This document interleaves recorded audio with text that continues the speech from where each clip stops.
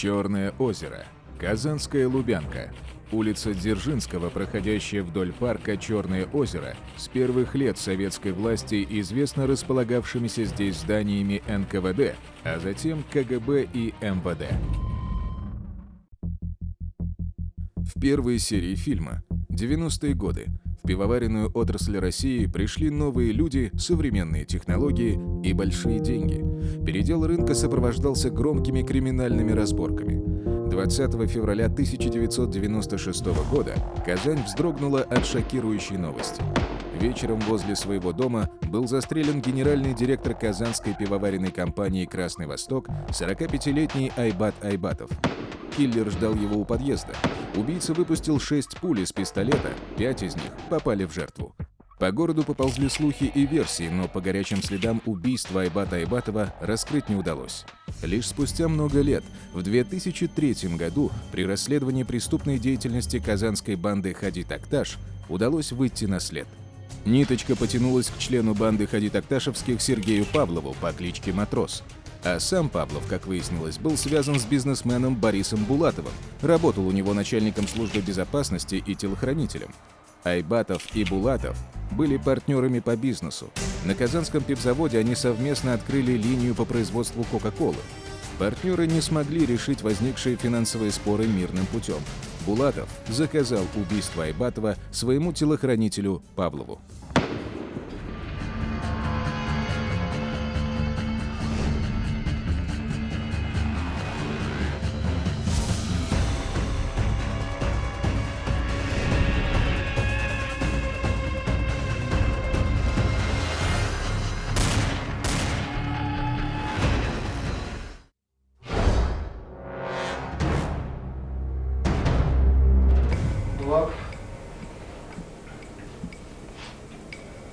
Сказал, что ему мешает Айбат. Это был только разговор, потом мы еще встречались, разговаривали. То есть в конечном итоге я согласился устранить Айбата. Матрос сознался в убийстве Айбатова, чтобы облегчить душу. Павлов все последние годы жил в страхе. На этот многолетний страх, на желание поскорее сбросить тяжкий психологический груз и был расчет. Павлов действительно раскаялся и пошел на полное сотрудничество со следователем. Вновь началось расследование громкого убийства десятилетней давности. Павлов рассказал, что жил на даче у Булатова в пригороде Казани, выполняя функцию охранника. Хозяин наведывался туда ежедневно, жаловался на большие неприятности, про деньги, которые он не может вернуть, и что во всех его бедах виноват лично Айбатов, без физического устранения которого Булатов своих проблем не решит. Когда Матрос дал согласие на убийство, Булатов привез ему пистолет Макарова с глушителем, патроны, а также фотографию жертвы. Кроме того, заказчик назвал номер машины клиента и его домашний адрес. Он рассказал, что пристреливал пистолет Макарова на даче у заказчика. Мы туда поехали. У заказчика на даче недалеко был лес. И вот мы стали с металлоискателем прочесывать каждый из деревьев. Когда мы прошли, по-моему, деревьев уже 5, на 6-м дереве металлоискатель зазвенел. Подойди. Вот этот вот звон характерный, он нам позволил дерево спилить. После этого было принято решение вот эту всю сосну распилить на пенечке. После этого уже пришлось взять в руки топор напополам. Сначала пенек, там тоже ничего нет. На четвертинке тоже ничего нет. На восьмушке ничего нет. После того, как в 1/16 я увидел 2 таких небольших, как семечки арбуза, следа от пуль пистолета Макарова, это, конечно, было очень большим везением.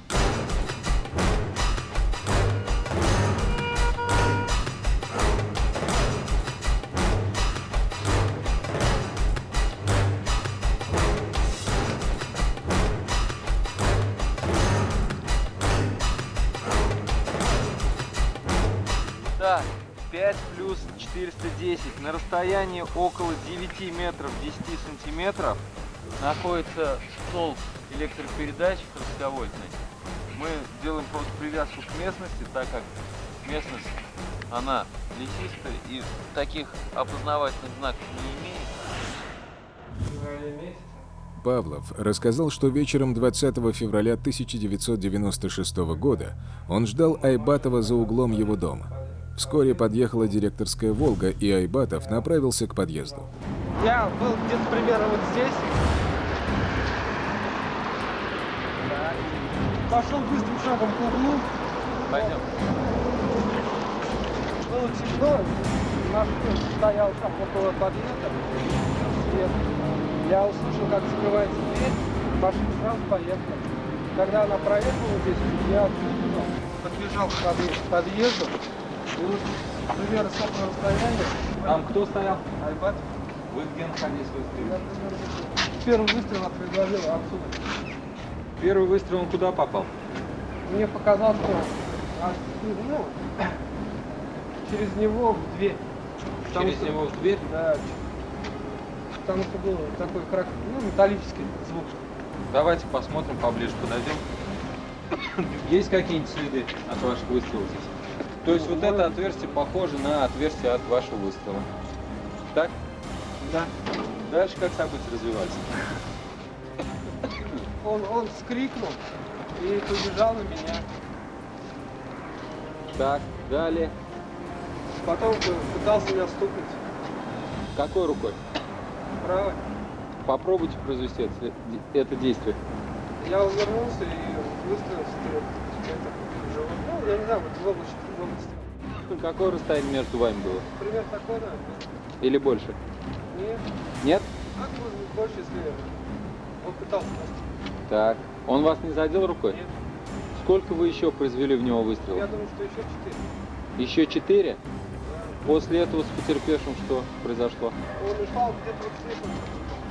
Так. Я развернулся и пошел.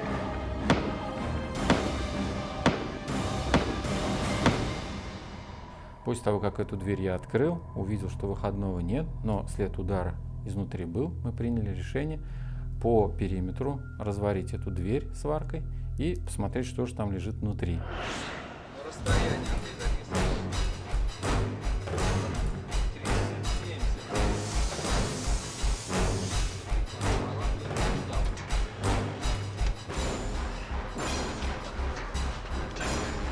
Он туда залезь, чтобы снять. Вот видишь, вот эта вот дырка идет.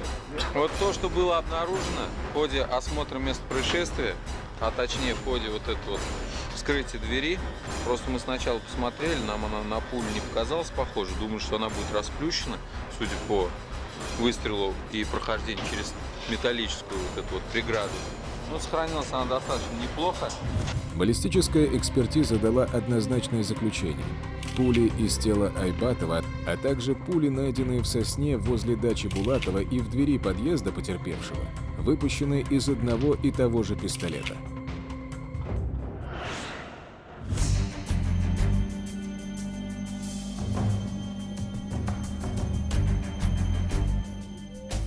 Но признания одного Павлова было недостаточно, он в любой момент мог отказаться от своих показаний, поэтому снова стали искать свидетелей. Следователи вспомнили про молниеносный обмен головного убора Айбатова в момент убийства. Явно кто-то побывал возле трупа до приезда милиции. Решили поискать среди соседей.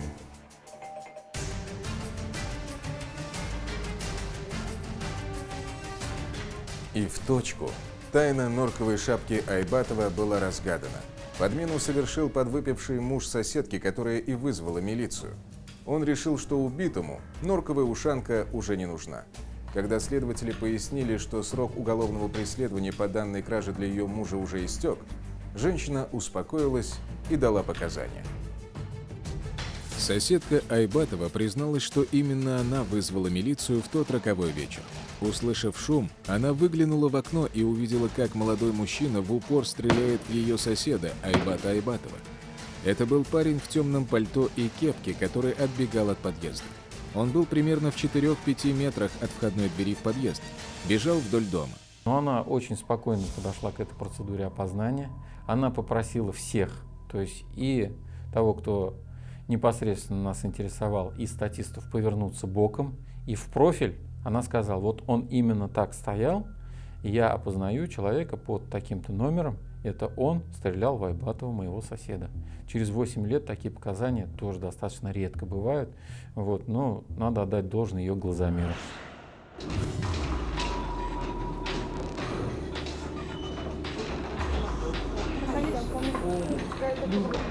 Но следствие было закончено, уголовные дела прочитаны. 23 марта 2005 года в Верховном суде Татарстана начался судебный процесс в отношении Сергея Павлова. Он отказался от последнего слова, добавив лишь, что хочет извиниться перед родными убитого. Павлов совершил преступление в силу материальной, служебной и в какой-то мере даже моральной зависимости от самого Булатова. Статья, по которой ему вменялось обвинение, на тот момент предусматривала максимальное наказание — это 15 лет лишения свободы. Имелась явка с повинной и отсутствовали обстоятельства, отягчающие его наказание. Кроме того, при назначении наказания Павлову было учтено, что он полностью признал вину и раскаялся в содеянном и имеет на иждивении малолетнего ребенка, активно способствовал раскрытию преступления с учетом всех вот этих обстоятельств и просьбы государственного обвинения о назначении 10 лет максимального срока лишения свободы Павлова. Вот судом и была определена такая мера наказания в виде 9 лет лишения свободы.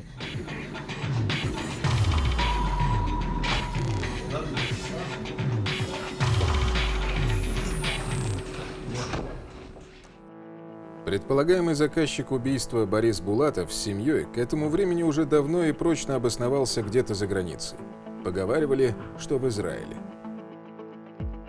Перед отъездом из России Борис Булатов все-таки добился от Красного Востока компенсации. Новым директором предприятия был назначен 25-летний Айрат Хайруллин.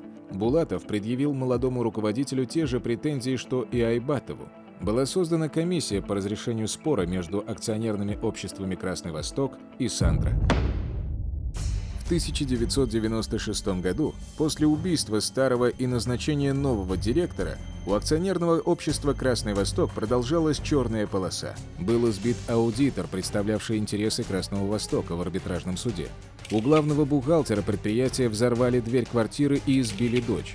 Юристы компании пытались запугать. Кроме того, только за одну ночь были сожжены магазин «Красный Восток» и 13 киосков «Эдельвейс», принадлежащих братьям Айрату и Ильшату Хайруллиным. Виновники этих преступлений так и не были установлены, хотя сейчас можно предполагать, что организовали их хадишевские бойцы.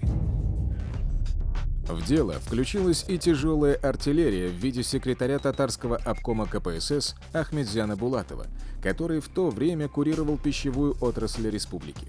Руководству Красного Востока настоятельно порекомендовали разобраться с долгами. Совет директоров предприятия вынужден был принять решение о выкупе доли акционерного общества «Сандра». Красный Восток взял кредит для выплаты долга Булатову. На указанный им счет было перечислено 5 миллиардов рублей. Атмосфера уже нагнетена была до такой степени, что проще было отдать деньги, чтобы не стать следующим убитым директором Красного Востока. На этом конфликт был исчерпан, и ровно через год после смерти Айбатова «Сандра» и «Красный Восток» подписали мировое соглашение. А вскоре на заводе закрыли и линию по производству Кока-Колы. Оставалось разыскать Бориса Булатова, заказчика убийства. Предположительно, он выехал на постоянное место жительства в Израиль. Постановление о привлечении его в качестве обвиняемого в организации убийства Айбатова было вынесено в декабре 2003 года. Правоохранительные органы Татарстана обратились к израильским коллегам с просьбой о помощи, но в числе граждан этой страны Булатов не значился.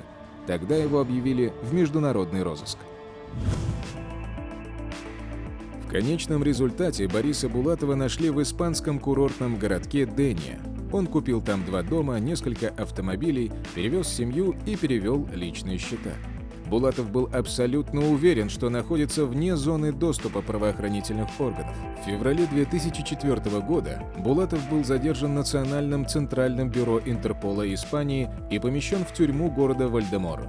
Процедура эта тянулась более года, не без, скажем так, в кавычках, активного участия адвокатов Булатова, которые всячески старались затягивать этот процесс, в том числе внося протесты на те решения, которые уже выносились судами на ходатайство российской стороны о его выдаче. Ну, в конечном итоге принцип неотвратимости наказания он был осуществлен. 15 июня 2005 года в городе Мадрид Булатов был передан российским правоохранительным органам, доставлен в Москву, в последующем в Республику Татарстан для его дальнейшего уголовного преследования. Булатов свою вину не признал. Давать показания в соответствии с Конституцией Российской Федерации отказался. Тогда ему устроили очную ставку с исполнителем убийства. Булатов глазам своим не поверил, когда увидел своего телохранителя Павлова. Булатов был очень удивлен тому, насколько быстро Павлов вошел в кабинет. И то, что мы начали это следственное действие молниеносно, он был ошеломлен, он был не готов к данному следственному действию. И Павлов полностью рассказал, как происходил заказ, как ему давал Булатов фотографию, как он ему привез пистолет, как они вдвоем его пристреливали на дачу у Булатова. И вот когда вот это он все вывалил, Булатов, первая его фраза была: «Это конец».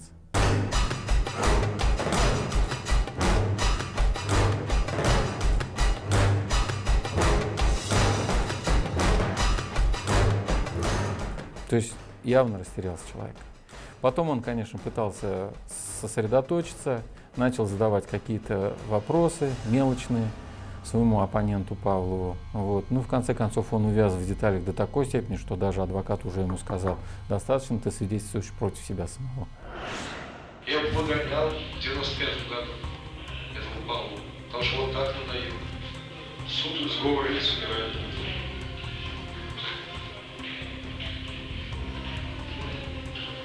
Нет сговора лиц, не наказан.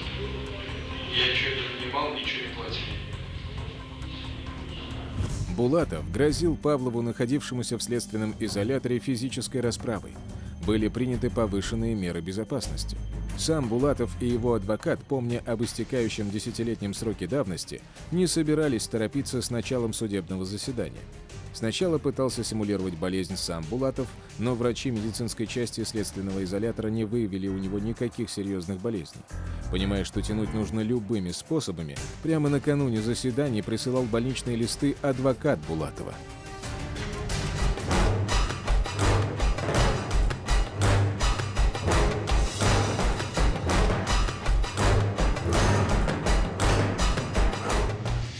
Свою вину Булатов не признал даже в суде.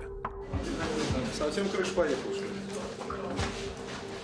Процесс данный по уголовному делу проходил с 10 октября по 3 ноября 2005 года. Правда, некоторые свидетели там не подходили, но мы откладывали, почему и почти 3 недели процесс длился, почти месяц. То есть, поскольку некоторые свидетели не являлись, они боялись, возможно, боялись.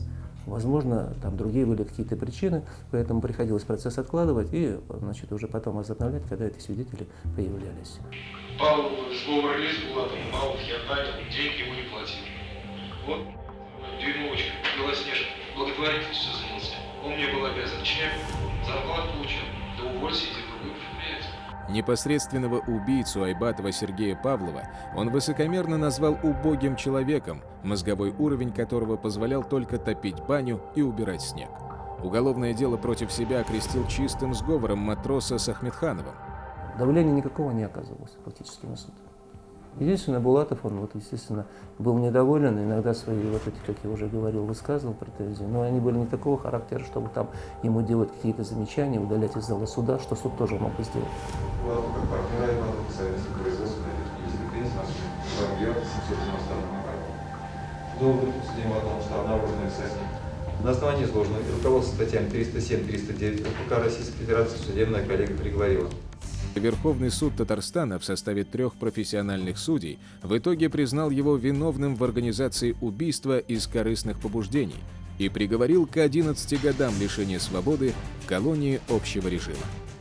В дальнейшем приговор был им и его защитниками обжалован, и судебная коллегия по уголовным делам Верховного суда Российской Федерации 25 января 2006 года рассмотрела данное дело по жалобам осужденного и защитников и оставила приговор без изменений. То есть он вступил в законную силу 25 января 2006 года.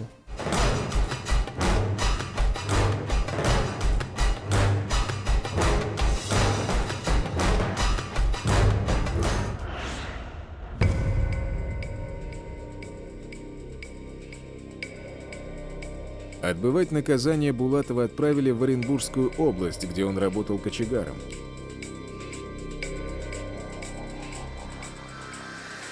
Через 4 года после своего ареста бывший миллионер умер в колонии от серьезной болезни. Сергей Павлов вышел из мест заключения в январе 2013 года, полностью отбыв назначенный судом срок наказания. Прямо с междугороднего автобуса, прибывшего в Казань, он неожиданно явился к следователю, который вел его дело. Я уже работал в другой должности, вот непосредственно в этом кабинете. Позвонил снизу милиционер, сказал, что к вам прибыл Павлов. Но у меня есть и другие знакомые с этой фамилией. Я сказал, пусть проходит. И вот на пороге моего кабинета появился Сергей Павлов. Он только что отбыл 9 лет лишения свободы, приехал из Нижнекамской колонии на автобусе, вот, и прямо из изолятора пришел ко мне. Я был удивлен этим поступком. Мы с ним поговорили, достаточно такой разговор, нейтральный произошел, человек отбыл свое наказание. Вот, и единственное, чего он хотел, это трудоустроиться. Ему нужно было место работы, потому что не секрет, что для тех, кто освобождается из мест лишения свободы, адаптироваться к мирной жизни на свободе – это достаточно трудно. Вот. И специальность у него такая достаточно редкая, связанная с погрузкой на кранах сыпучих веществ. И после того, как я позвонил директору этого предприятия, который занимается именно сыпучими материалами, он сказал, что им как раз нужен крановщик, и после этого Павлов был трудоустроен на предприятии и сейчас работает по дорожному строительству в Республике Татарстан, является законопослушным гражданином. Стихи, написанные матросом много лет назад, во время следствия, оказались пророческими. Из этой стаи нужно выйти. Я не могу так больше жить, клыки показывать, кусаться. Ведь только так там можно жить.